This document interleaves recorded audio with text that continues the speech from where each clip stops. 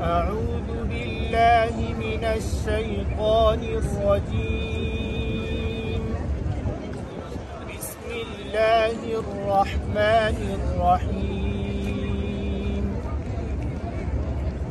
لا أقسم بهذا البلد وأنت حل بهذا البلد ووالد وما ولد لقد خلقنا الإنسان في كبد أيحسب أن لن يقدر عليه أحد يقول أهلكت مالا لبدا أيحسب أن لم يره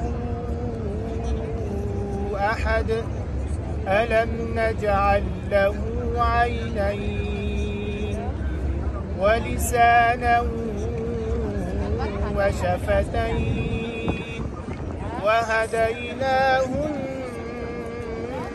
النجدين فلاقتحم العقبة وما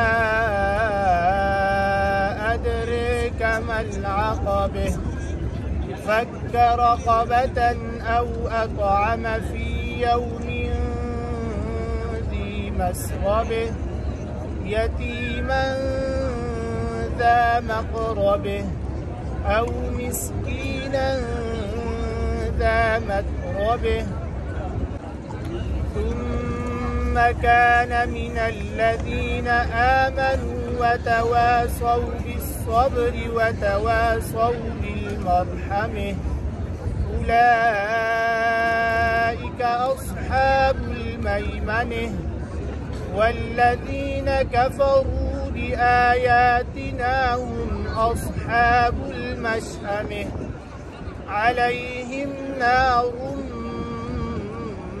موصدة صدق الله العظيم.